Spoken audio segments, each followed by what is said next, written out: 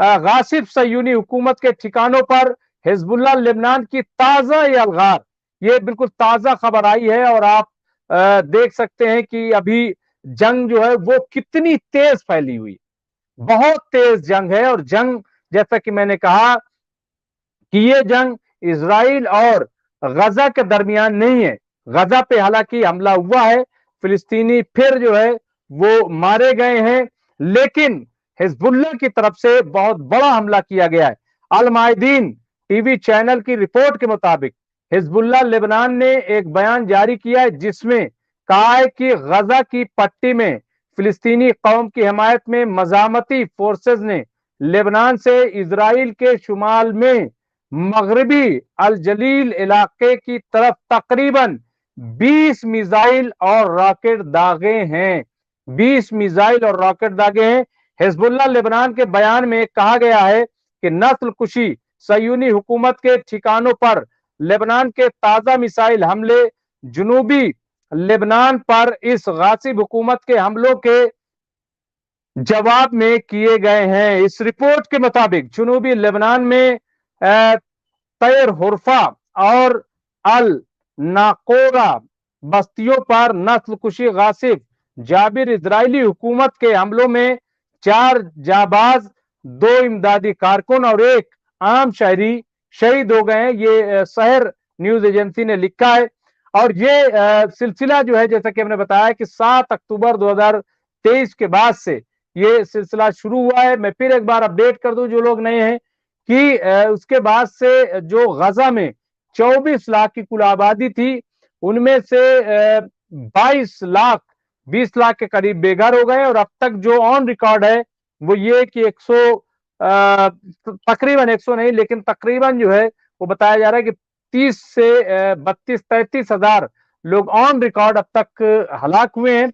और इसके अलावा जख्मियों की तादाद जो है वो 80 हजार, लेकिन जो ऑफ रिकॉर्ड है वो ये बताया जाता है कि ये तादाद जो है तकरीबन 50 हजार से ज्यादा मरने वालों की है, क्योंकि बहुत सारी लोग जो हैं, बहुत सारी लाशें जो हैं, बताया जा रहा है कि वो जमीन के नीचे दबी हुई हैं। तो ये खबर जो आपको अभी बताया, और ये तूफान अल अक्सा के नाम से ये पूरा मामला जो है वो शुरू हुआ था। यहाँ पे देखिए कई बच्चे, मैं वो तस्वीर नहीं दिखा सकता, लेकिन शहर न्यूज एजेंसी ने दूसरे की एजेंसियों के हवाले से रिपोर्ट जो जारी की है, मैं बताऊं कि हमारे नुमाइंदे की रिपोर्ट के मुताबिक ये शहर न्यूज एजेंसी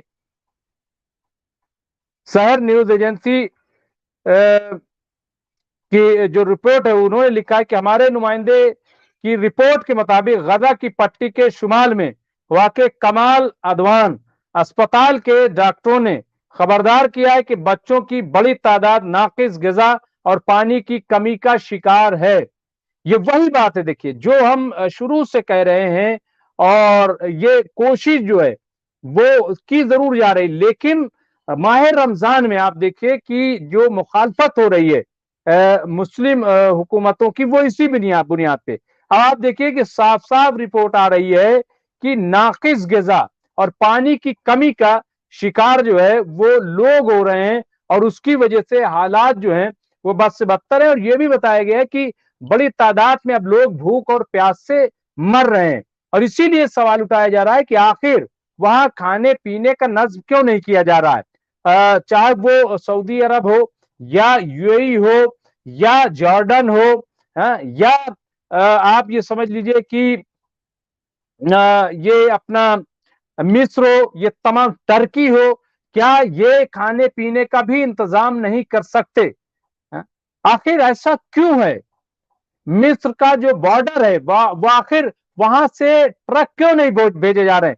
ये एक बड़ा सवाल। और इसमें लिखा है कि कमाल अदवान अस्पताल के एक डॉक्टर अल हकीम अहमद आल अली के मुताबिक खुश्क दूध की कमी और पानी की शदीद कमी की वजह से बच्चों को मौत का खतरा लाहक है। क्या ये खबर मुस्लिम हुक्मरानों तक नहीं पहुंच रही है?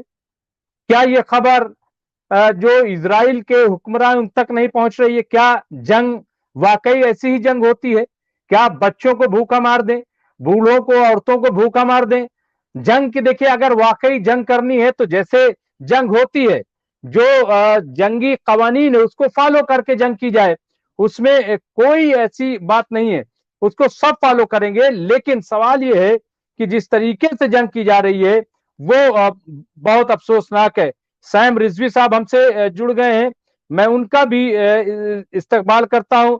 اس کے علاوہ ہمارے ساتھ بشیر احمد بقوان صاحب، ایاز پٹھان صاحب، جیدیپ سنگھ بندیلا وہ بھی جڑ گئے ہیں، ریاض احمد صاحب اور عبداللہ رضا صاحب، خورشید احمد، یہ تمام، محمد زکریا، ثاقب قاضی، وسیم خان، تو یہ تمام جو ہے لوگ ہم سے جڑے ہوئے. ریاض صاحب لکھ رہے ہیں کہ اس پروگرام کا نام باقاعدہ طور کے اوپر ہونا چاہیے.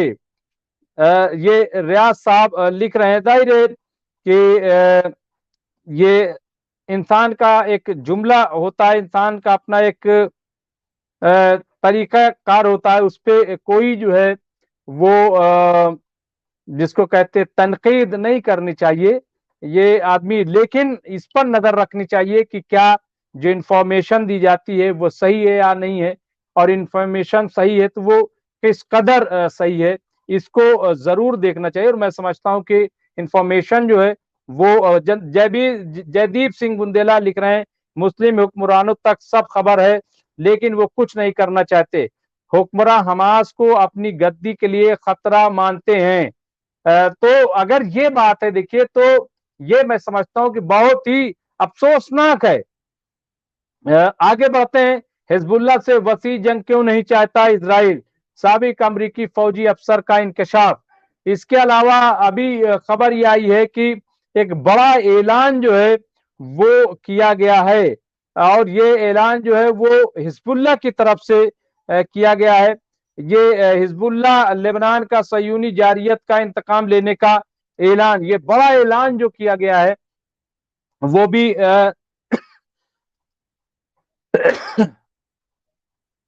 قابل سماعت ہے. میں آپ کو بتاؤں کہ حزب اللہ لبنان نے اپنے بیان میں زور دے کر کہا ہے کہ جنوبی لبنان کے البحاریہ علاقے میں میڈیکل سینٹر کے طبی عملے اور بیماروں پر غاصب صہیونی حکومت کے وحشیانہ حملے جس میں کئی عام شہری شہید و زخمی ہوئے ہیں مذمت کرتے ہیں. اس بیان میں شہداء کے اہل خاندان سے صبر و تحمل اور زخمیوں کے جلد از جلد شفایاب ہونے کی دعا کے ساتھ کہا گیا ہے کہ ہم تاکید کے ساتھ کہتے ہیں کہ اس جرم کا جواب ضرور دیا جائے گا. اور پھر حزب اللہ نے باقاعدہ جو ہے وہ حملہ کیا ہے، اور حملے بڑے پیمانے پر کیے گئے جس کا ہم نے ذکر کیا. تو یہ تمام جو ہے خبر ہے. اس کے علاوہ لکھ رہے ہیں کہ ایک رپورٹ میں خلاصہ ہوا ہے کہ حزب اللہ نے اتنے ہتھیار جمع کر لیے ہیں کہ حزب اللہ اسرائیل سے 10 سال تک جنگ لڑ سکتا ہے. دیکھیں میں نے حزب اللہ کے سلسلے میں بہت شروع میں یہ بات کہی تھی یونس صاحب کی.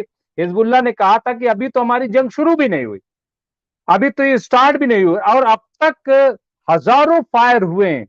اور سب سے بڑی بات یہ ہے میں آپ کو بتاؤں کہ جس طریقے سے اسرائیل عام شہریوں پر حملے کر رہا ہے، یہ حزب اللہ عام شہریوں پر حملہ نہیں کر رہا. اور یہ ہم نے یہ رپورٹ آپ دیکھ لیجیے. اور حماس نے بھی عام شہریوں پر حملہ نہیں کیا، یعنی فلسطین. اور اسی طریقے سے آپ ہوتی کو بھی دیکھ لیں کہ وہ عام شہریوں پر حملہ.